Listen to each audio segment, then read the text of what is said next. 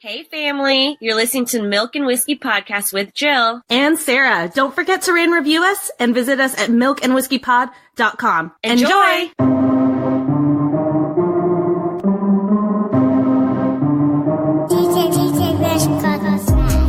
Oh, I got the juice. Yeah, I bring the heat. I got what you want. You can bet on me. You can bet on me. You can bet on me. I got money on the way. You can bet on me. Hey guys, welcome back to Milk and Whiskey. What's up? Episode 2, Season 2. Here we are. I'm excited for this episode because we got a special guest. Yes, we do. But before we get there, we just wanted to remind you guys, don't forget to rate and review us because we love it. We love your reviews and we want to read them and hear how much you love us because we're awesome. Right? But before we dive into this next episode, I wanted to let you know that this episode is brought to you by Brevity. Skincare shouldn't be complicated, and Brevity is on a mission to uncomplicate it. From fillers to parabens, who knows what's in a lot of skincare out there. Brevity's all-natural products are made with ethically sourced, high-quality ingredients without the use of preservatives. Made in small batches so you know each product was developed with care, Brevity's products are backed with science-based research to ensure the best results for your skin and are always cruelty-free. Discover the benefits of Brevity and learn more about their practices at lovebrevity.com. And don't forget to use our code Milk and Whiskey for a free gift with the purchase of a full-size product. Thank you, Brevity. And also, you guys, don't forget to check out our website, www.milkandwhiskeypod.com. But like Jill mentioned, we are excited for this episode. This is our first guest of the season. We have Mrs. Sara Funk here to talk to us about mompreneuring. Hi, Sarah.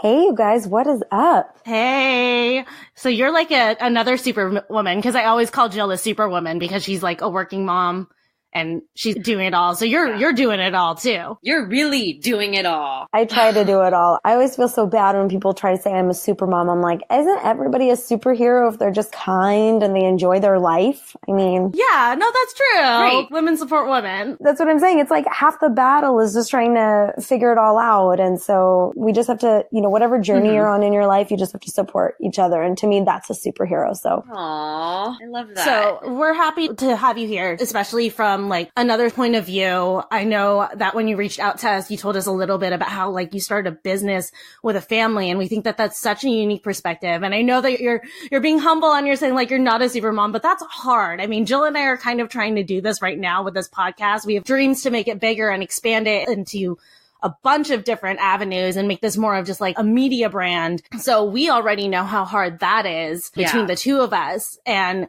I know that you've done it. You're successful. You've got the business going. But why don't you tell the audience a little bit about yourself and about your business? Well, thank you so much for that. I mean, again, like, I think it's really cool that you guys have each other because it's really hard doing things on your own. I always recommend that if you can find a team and build a team to go for that because it's way more fun popping champagne at the top with other people than it is alone. Nobody wants to drink alone. Right. Exactly. Right. That's why we usually tend to drink on this podcast together, even though we're nowhere near each other. Except for I think I'm the only one drinking tonight. Thanks, guys. Oh my gosh. I just have a fear that I'll be drinking and then my baby will wake up and I'm going to be like, man, I screwed myself. But no, but thank you. Thank you so much for that intro. I mean, honestly, when I think about where I got to be where I am today, I think back to quite a bit. Like I come naturally from a family of self-made millionaire entrepreneurs and all we know is hard work, hustling, ambition, motivation. And it wasn't always there. It took a part of it growing up. It took a lot of hardship. It took moving. It took loneliness to really get all that. But the one thing I know I always did consistently, the common denominator was I acted like a boss wherever I went. Fuck yeah. So yeah, like everywhere I've worked, people have thought I always owned the joint, and except for Red Robin, other than that place. They're all like, wait, your name's not Robin. Although I was a bird, I will tell you, I was the mascot at one point, and so that ish is hard shit. Okay, I'm sure those things look like they're fucking hot inside. My God, I live in Southern California. I have friends who have been like the characters at Disneyland. That's hot and that's hard work. Good for you for doing that. Yeah, and then you had to be like nice to everybody, and it was just like, oh my God. so hard. I have to ask you, when people took a picture with you, did you smile even though you're in the suit? Yes, I did. I did. And I was like, I would even say to myself every time, I'm like, why the fuck are you smiling? They can't see you. Like, they can't see. Oh my God. But you know what they say? You just get in character. And so, yeah. But I was the best bird they ever saw. Okay. So that's why I'm telling you, like, wherever I worked, I was the damned hardest, like, worker they had. And so for me, it was like just learning from every single stage. Like, I've always been in the food business, but I worked different positions, and I worked, almost every single one but Red Robin was an entrepreneur, like, who started that restaurant. And so it was not a mass corporate chain. I learned a lot. I got to meet the owners and really understand and being open. So all the way up until this point, I was given, I'm Lebanese, so I was born in Lebanon, and I moved to Canada when the war got really bad back in the 80s. And then, oh, wow. Yeah, it was just one of those unfortunate things, but then yet fortunate. So we lived in Canada for 10 years and lived in Seattle. We moved here when I was 10, and then I got the opportunity to move to Chicago back in 2010. And so I met my husband and then stayed here ever since. But when I was asked to come along to Chicago, what happened was my aunt has a Canadian franchise, and she had asked me after university, do you want to come open the first US store? And I said, absolutely. I was dying to get out, try something new. And so I got to Chicago, and I had this store I'd never managed before, let alone 7 grown adults underneath me. And I was 24 at the time. I literally turned 24 on my birthday and that year. And the next day I was on a plane out to set on this venture. And so it was just, I had a lot of growing up to do, you know? So, and then my aunt left me after we opened the store. She left me. She had some family issues she had to go back home to deal with. And I went through 3 long, hard years, but my God, did I learn, and it has propelled me to be where I'm at today. And like everything I know, I credit it back to that. Hustling, dealing with vendors, how to make a sale, how to upsell, how to deal with customers, how to resolve issues, you name it. I've been there, I've done that. And it wasn't really until that 3-year mark. Oh, girl, I know that you didn't want to call yourself a superwoman, but I feel like a superwoman is the woman who is faced with adversity and challenges and stuff like that and rises to the occasion. So call yourself that. Honestly, that's amazing. I had no choice. I didn't want to disappoint my family. And I was really stuck in the middle. I had upper management, they did not give 2 shits what I had to go through that day, because whatever they have gone through before me was always going to be much more. They were like, we don't care what you're going through. We've already been through it. And so it's there was no nonsense. It was just figure it out. And it was tough, really, really tough love, but very much worth it truly in the end. So I learned quite a bit, and I learned so much from that, from understanding margins, profit margins and all that. And then, like I said, how to dealing with different types of people under different set of circumstances, and even learning to overcome really, really hard times. I was held at gunpoint and shoved in a cooler for I don't even know how long, and robbed.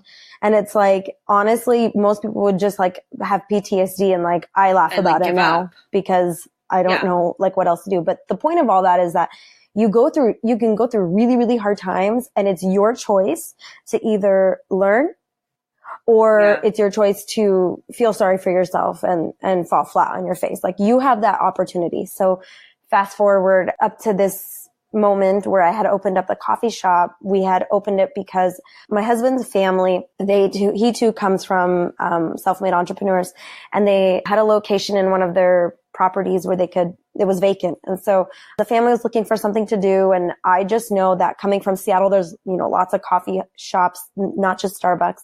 And I had taken all my experience from the market in Delhi, and I had really fused them together into a place where there's no traffic like it, where we live in the suburbs of Chicago. There's nothing like this because everything's corporate. So there's Pete's Coffee and Starbucks and stuff like that. And so there was no mom and pop that had custom made fresh breakfast sandwiches that you could grab with a coffee, or and I was pulling local vendors and things like that in to just really showcase the local area. And I built this for them. And in the midst of building this, it took a couple of years because the architect really liked going on vacation, and I had switched up the plans because we found out piping was in one place and the other, blah, blah, blah, blah, blah. And there's so much that can stop you in your tracks. Stressful.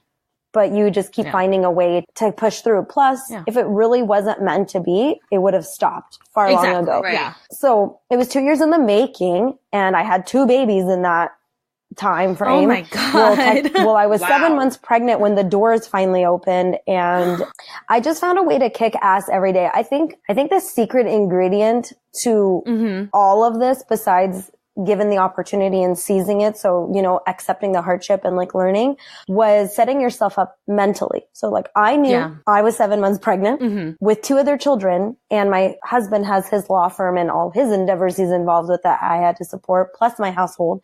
So I just had that mindset, like I have to go in and kick ass because I'm building this. They're really relying on me to bring my expertise to generate them money.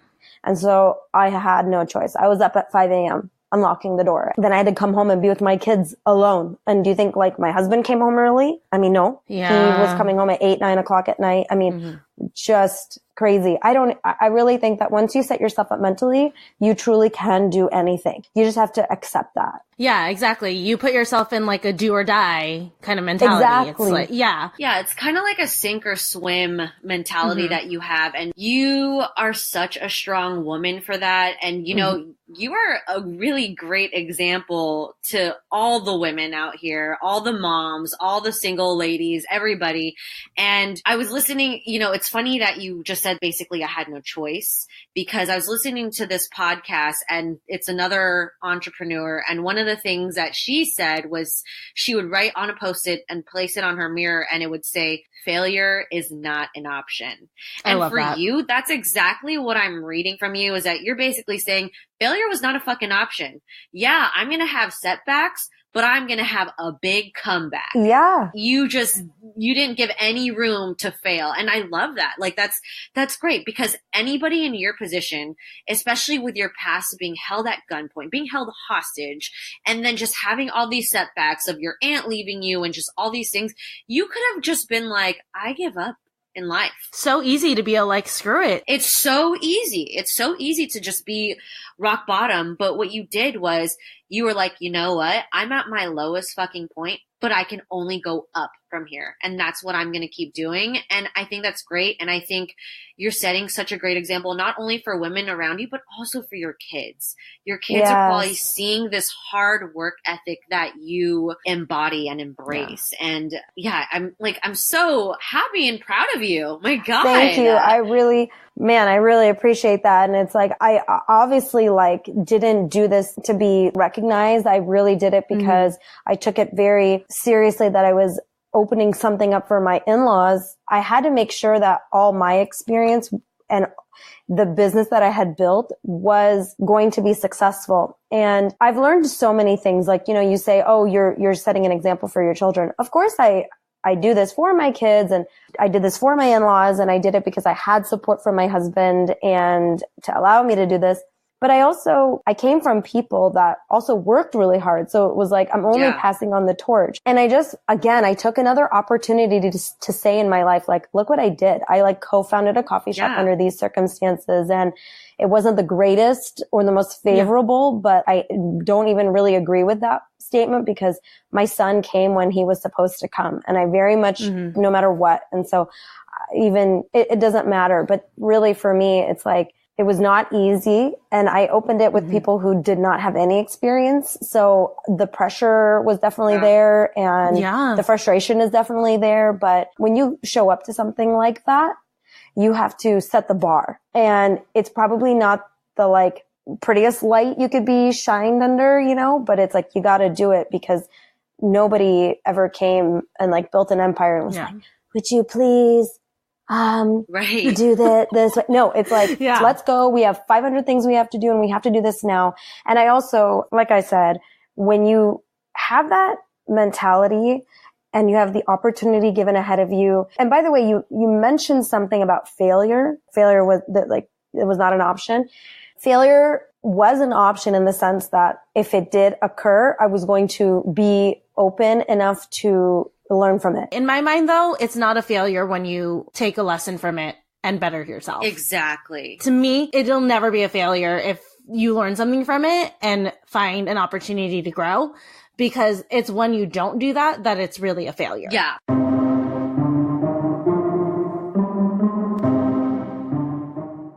Hey guys, so we've been talking to one boss woman this whole episode, but we wanted to talk to you about another boss babe.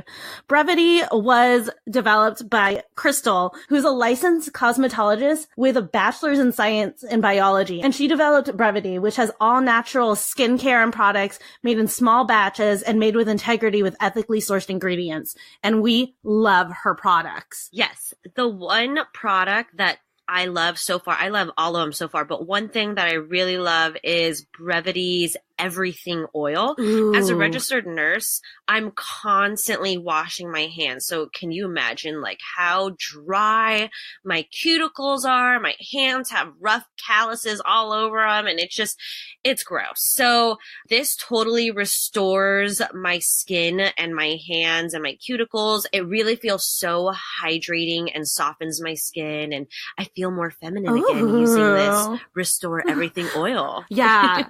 Yeah, I love it. I know. I love that oil too. But for me, my favorite product so far has been the whipped body butter. It smells like lavender. And, you know, anybody who knows me knows that I love lavender, especially to slather on me when I'm going to sleep. And it's just so moisturizing. And a bonus for you moms out there, it's safe for babies too. Yeah. So if you mamas usually do bath time before bedtime, this would be a good product to incorporate for bath time and bedtime. Just slap it on them after you give them a bath, and it'll soothe the baby, and they're going to associate this scent with sleepy time. So I think it's a great way to incorporate this into bedtime routine. And guys, seriously, I can't stress it enough. It smells so freaking good. And all of the products from Brevity are so great. Like we mentioned, they're made in small batches. So they're made with integrity, and they're formulated with peer-reviewed research to ensure that you're getting the best possible ingredients within your products. And they have 0 toxins, 0 preservatives. They're cruelty-free. So all of that good stuff, all of the things that you want to make sure your products have, Crystal has done a great job of ensuring a great set of products. So make sure to check them out. And don't forget that when you purchase any full-size product from Brevity using our code Milk and Whiskey, you receive a free Restore Everything oil with your purchase. So that Restore oil that Jill was just talking about for your cuticles, that'll make you like look manicure ready, even if you haven't had time to do a manicure, because, you know, we all busy. So don't forget, when you purchase or add to your cart several of the full-size products about Brevity, because trust me, honey, you're going to want to put everything in this store into your shopping cart. Apply our code Milk and Whiskey, and Brevity will throw in there for you the Brevity Restore Everything Oil. Trust me, you guys are going to want this because my hands feel amazing. They feel hydrated, like I've said before. So don't forget to check them out at lovebrevity.com, and also go follow them at lovebrevity on Instagram.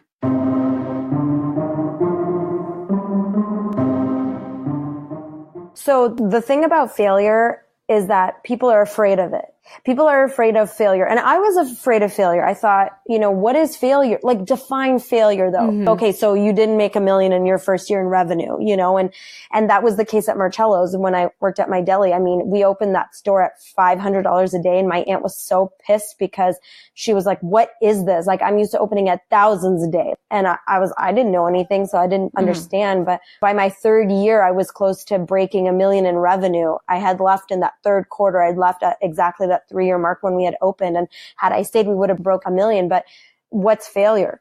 Was failure that first day? Or was that an opportunity to say, well, we're in a different market right now. We got to learn. And from there you grow and you learn and you keep growing and you find a way to hustle. But also too, something for me that goes hand in hand with failure is define perfection and define success. And for me, success was getting up, going and doing something that I loved and like meeting people and putting my taste out on a menu for people. And then success was also coming home to my children and having enough energy to like still deal with them and cook a good meal, like no takeout, and go do something fun and having that work-life balance, even though it was so draining and so exhausting. To me, that was success. So define whenever you're starting a business or any new venture in your life, whether it be for, you know, recreation reasons or a creative outlet or truly because your livelihood is on the line, have a clear goal or a clear understanding rather of what perfection means and like what's going to happen to you when you are faced with adversity.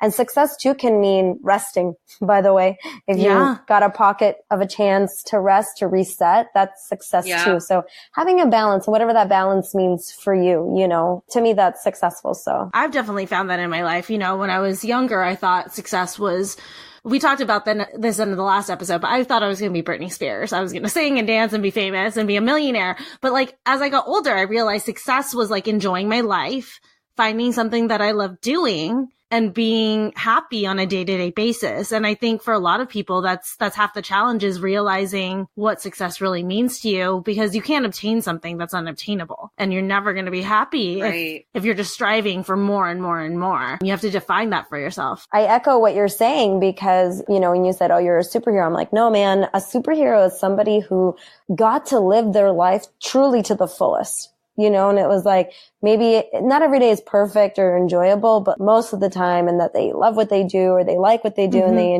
just, to me, that's a superhero, because it's too easy nowadays to compare yourself, or like you had thoughts of like where you were supposed to be and you're not. And whatever your circumstances or whatever you thought, it's so easy to get like boggled down. But to me, like success is saying, no, I like getting up in the morning, and I like what I do, and I love the people I work with. Like, to me, I think that's success. So I know that you had a huge struggle, you know, kind of getting things going and defining that success for yourself and building that success for yourself. But now that you're, you know, in it, what would you say would be like the best ways that you find, you know, balance and motivation for yourself on a day-to-day basis, with a family, with a business, with a blog too? I mean, don't forget to also wave that flag too. You are a blogger too. That's how we found each other, was through blogging.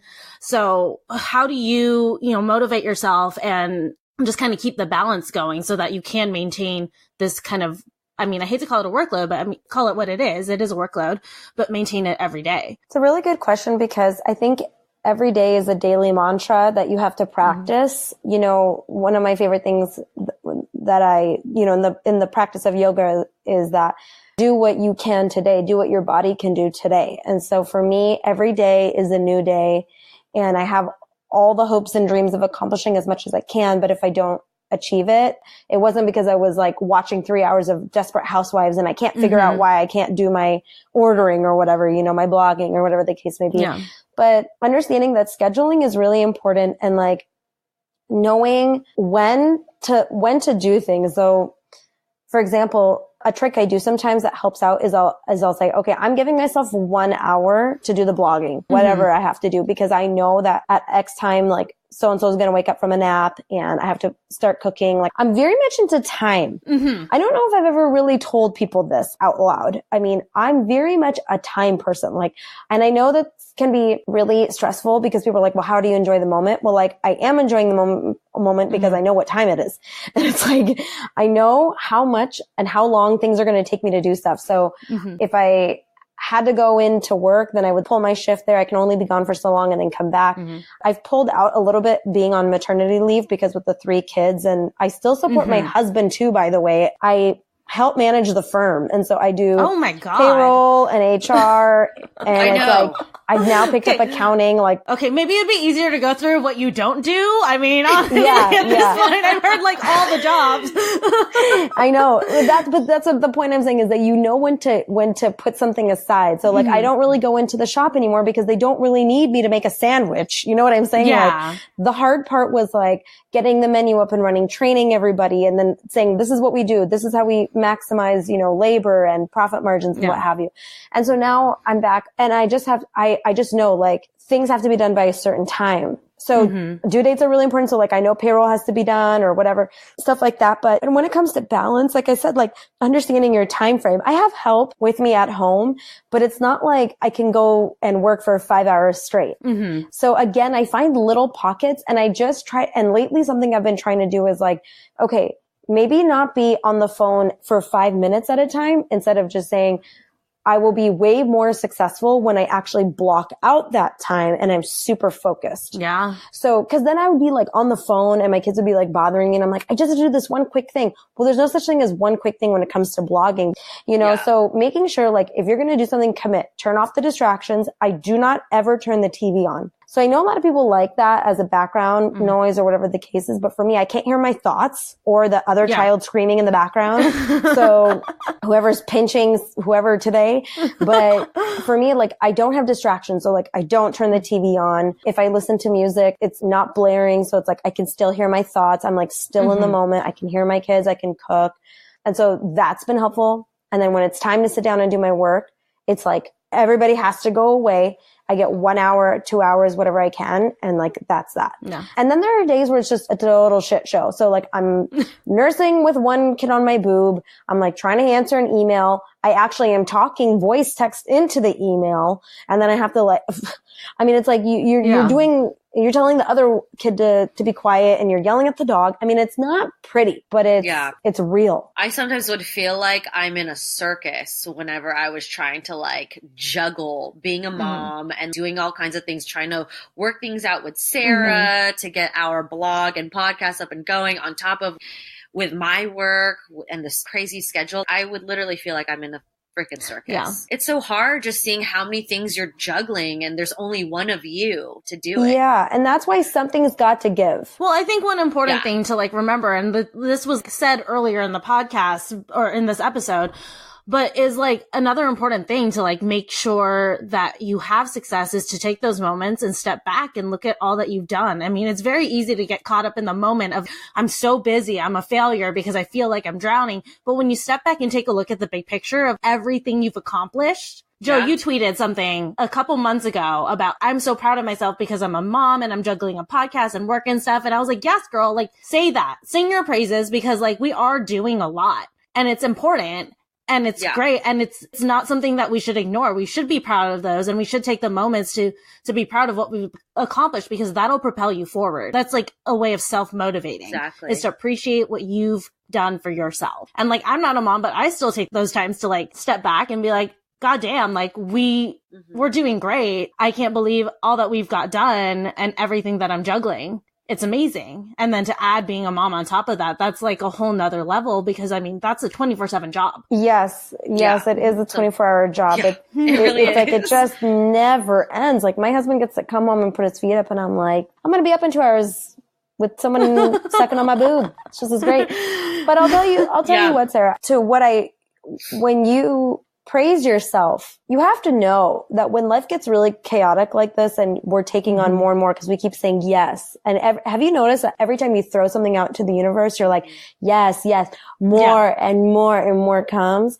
So I think it's really important that whenever you say yes, you also say, wow, like this is really cool. And you take it in and you're proud of yourself, but you should also be building up your confidence as well at the same time. Yeah, oftentimes women will take on more and more and more. And sometimes it's by accident just because like we're working moms, but it ends up hurting them because they're like, I'm not doing anything right. I don't feel like my house is clean enough. I'm not pretty enough. I gained weight. I like whatever, and it's like, no, you need to be more thankful. I'm grateful today that even though I have bags under my eyes, I'm alive and I can see my kids. Or I know like this is going to be hard, but like I'm going to get through it and like whatever. Cause look how much I'm doing. Like I'm actually doing something I really love and I enjoy. And like look how I'm doing at work. That person that probably doesn't have half of what I've going on and they're not on time, but I made it on time today.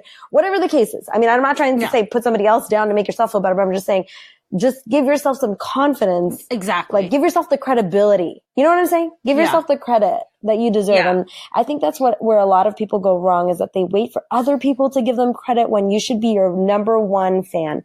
You should be your biggest fan. And then everybody else out there is like next in line. But like if you aren't your biggest fan, you can't accomplish half the stuff you want to accomplish because you don't feel the need to accomplish all that. Well, it goes both ways too. Like you can be your biggest fan and biggest critic. So don't put yourself down for one small thing that went wrong. Because don't forget, like you are your own cheerleader first and foremost. You have loved ones and of course they're going to support you.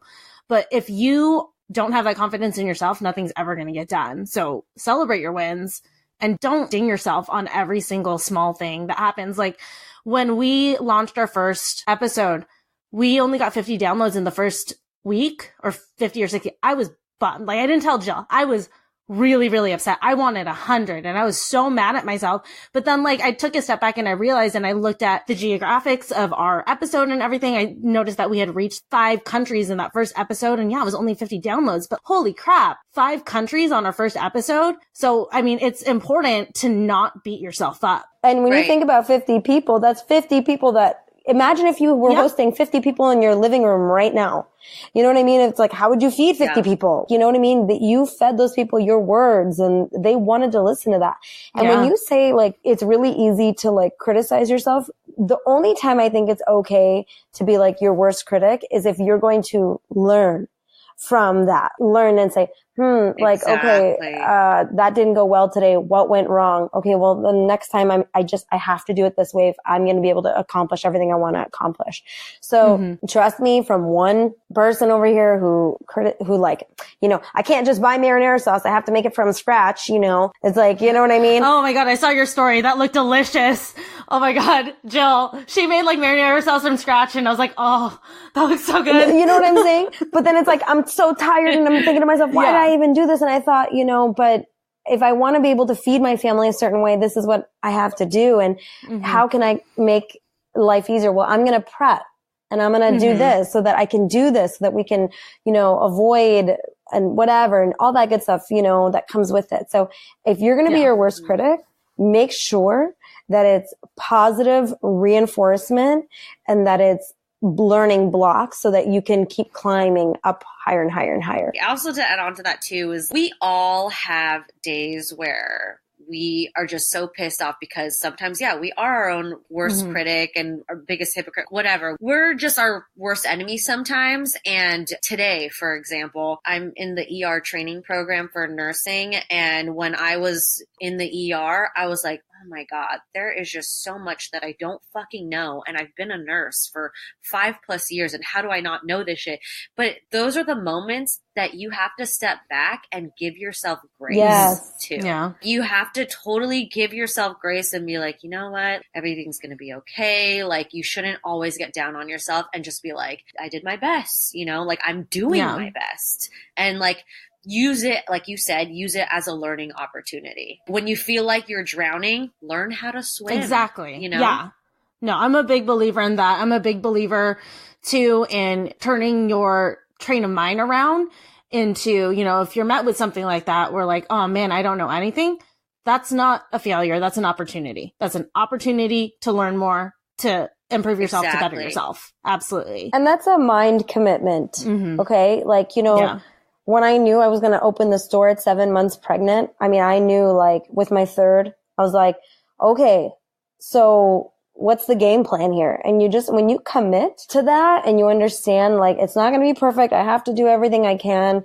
And yet I have to give myself grace because I am pregnant and I've got 2 other children, and whatever the case is that you're committed to that. You're committed to greater. And honestly, if you think, oh man, I'm just like messing up all the time, I guarantee you everybody else around you ain't noticing. They're just too in awe that you're like, wow, like you're working in the ER, you're in marketing, like you're doing this on the side, like, wow. Like, cause again, I told Sara earlier, like most people don't have time to bring you down. They're too amazed that you even have the balls to do something like this. So do know that most people aren't that mean as you think either. Like, you know? Yeah. So Sara, if there was one thing, if someone was listening to this and whether they're a mom or not, I mean, particularly speak to the moms for sure, but whether they're a mom or not, if there's someone out there listening to this podcast who really wants to start their own business, but just doesn't know where to go or doesn't know how to get themselves in their mindset, what is your number one piece of advice for them? So the one thing I would probably really tell somebody after everything that I've been through is to really work out your business plan.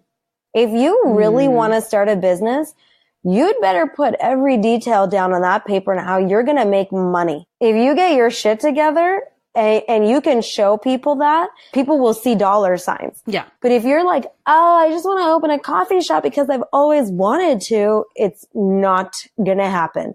Okay. Right. So before you do anything else, I very much encourage you to want to start your own business if that's your dream, but you just have to make sure that you have your business plan in place, truly A to Z.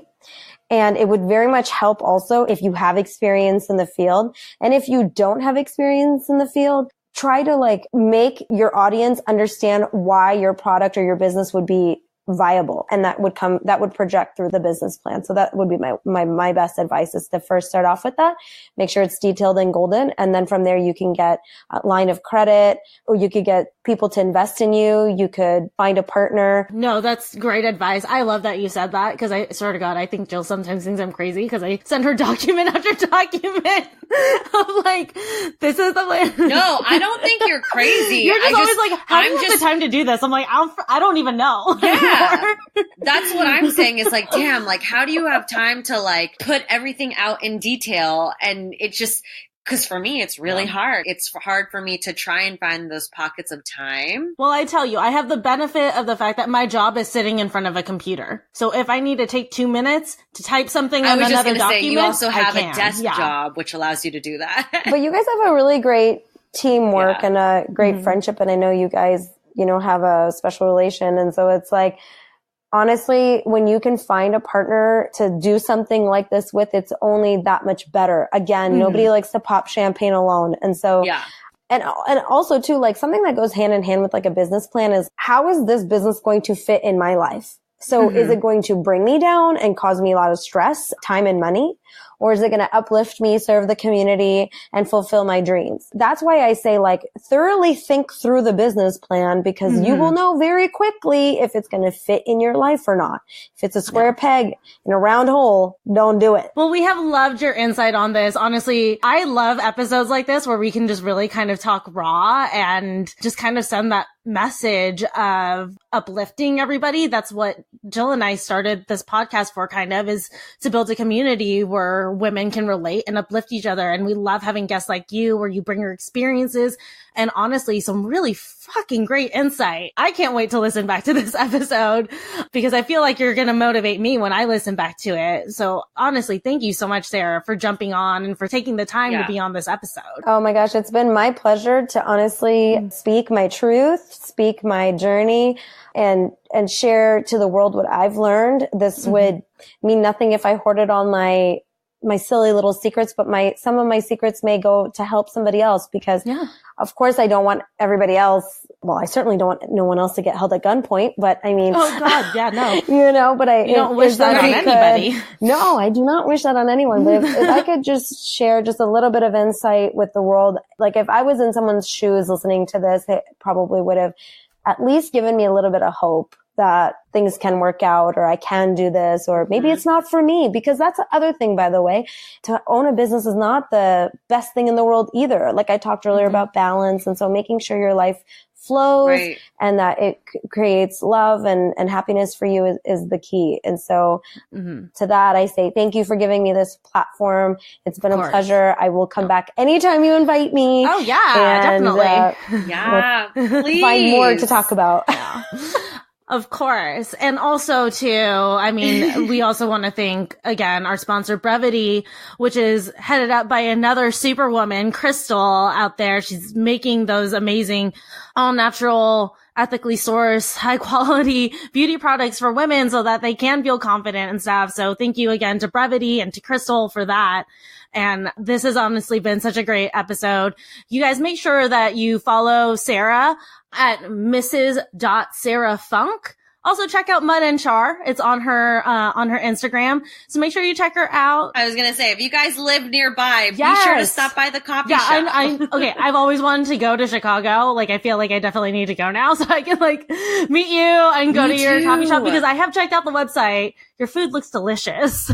And like, I'm a coffee fiend. So for me to be like, oh my God, your food. Coffee looks delicious. I'm like, oh yeah. And that's like another funny little secret too, is like, we had hired this photographer to take all those pictures. I had never done food staging before.